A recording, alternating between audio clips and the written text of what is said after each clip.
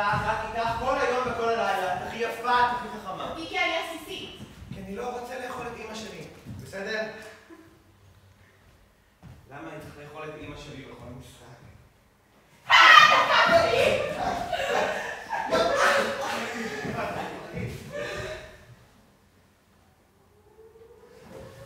שיט, בואי לנו מעצות! פאק. זה יום השואה.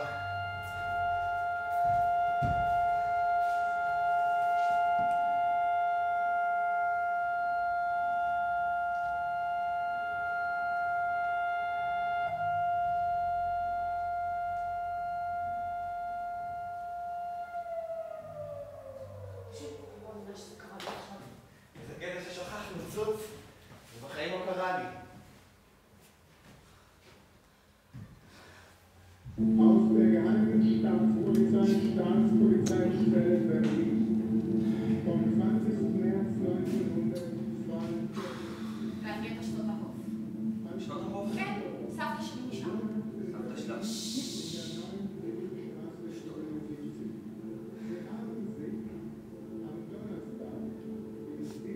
טוב, אז איפה היינו? גברת שטות הרוב. מאמי, די! זה יום השואה. מה זה? זה עיקרון. פתאום יש לך עקרונות. היחיד שיש לי מילדות. לא עושה סקס. גם אני לא עשיתי סקס מילדות, אבל זה בגלל שהייתי ילד. ואני בגלל השואה. למה? כי זה לא היה סקסי כל כך, אוקיי? הבנתי. מה? אתה יכול לקבל כביסה בינתיים.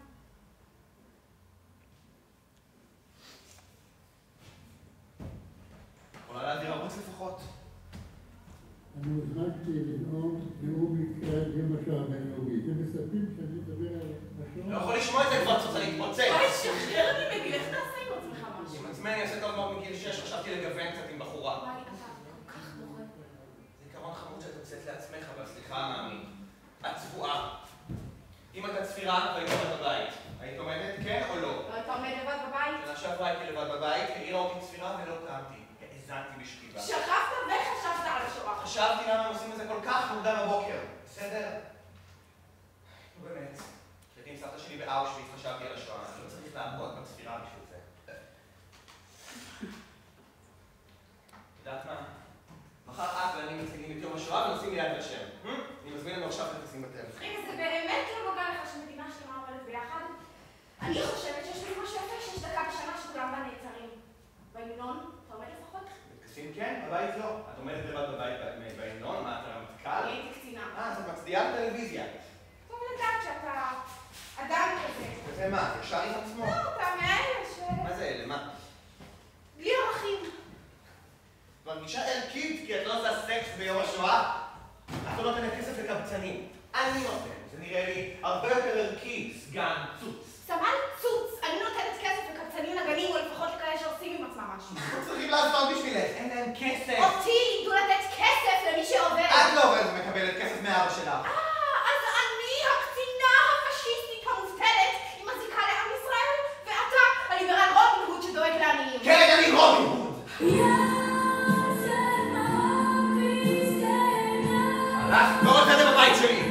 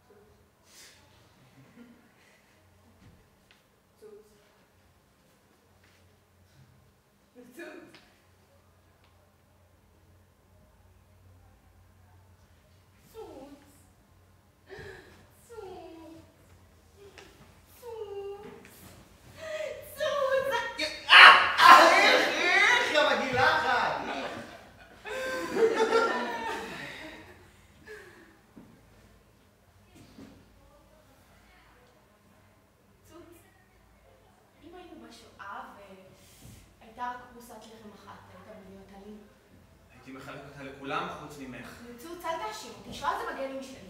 בגנים שלי מה? גירוש יהודי תימן? חשבת שאני תימני עכשיו. חשבתי על בלג'ראי, ואם צבר לי. וההורים שלה מה, נולדו בצבר? סבא וסבתא שלי מהשואה. אז אולי סבא שלך היה ביחד עם סבתא שלי ביחד במחנה, וזה נורא רומנטי שאנחנו יחד. סבא שלך בטח גנב וסבתא הני עליכם. איזה סבתא? מה זה משנה? לא, איזה סבתא? הניה?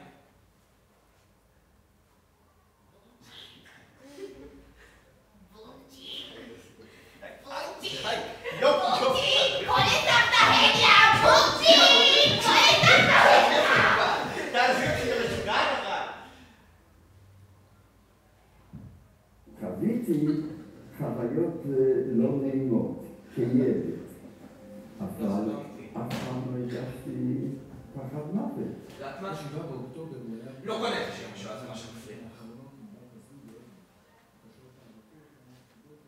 כבר לא מעט זמן שאני מרגיש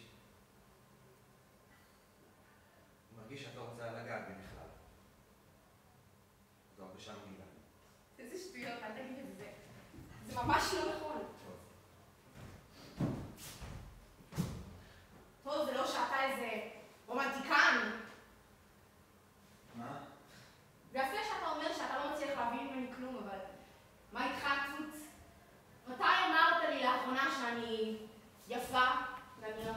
ובאמת, אני לא אומר לך שאת יפה. למה כל 5 דקות אני צריכה להגיד לך שאת יפה? את יודעת שאני חושב שאת יפה. לא, דווקא לא. אני בכלל לא חושבת שאתה חושב שאני יפה.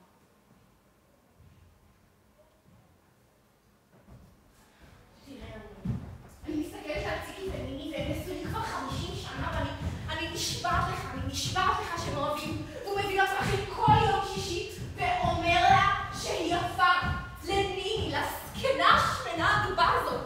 אני רוצה גם, אני רוצה פרחים באמצע היום, אס-אם-אסים, ככה פשוט. אתה אומר לי שאתה לא מצליח להבין ממני כלום בזמן שאני כבר חודשים לא מצליחה להבין ממך כלום. אז לא אנחנו זוג כזה. זוג כזה שאי אפשר להבין ממנו כלום. בחייאת צוץ אתה. אתה קולט שאף פעם לא אמרת לי שאתה אוהב אותי. אני יודע. לא יודע, למה אני לא אומר? כי אתה מחכה לאיזה זמן שתרגיש מספיק אמיתי או מספיק מוכן או מספיק זיפי בשביל להגיד את זה. אבל אני חושבת שאין זמן כזה. אני מפחדת שעד שתגיד את זה כבר יהיה מאוחר מדי, אני כבר אהיה זקנה, יהיה לי מכשיר שנייה, אני לא אשמע אותך. או שאני אהיה מישהו אחר. אני לא רוצה שתהיי מישהו אחר.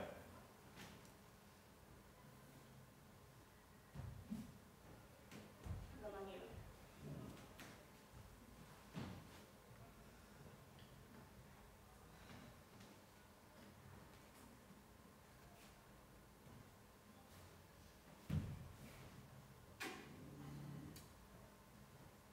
אני באמת רובין הוד? זה רובין הוד, פתיחת דמגוג יפה נפש. איך תהיה אבא של הילדים שלי, אני באמת לא יודעת. את רוצה שאני אהיה אבא של הילדים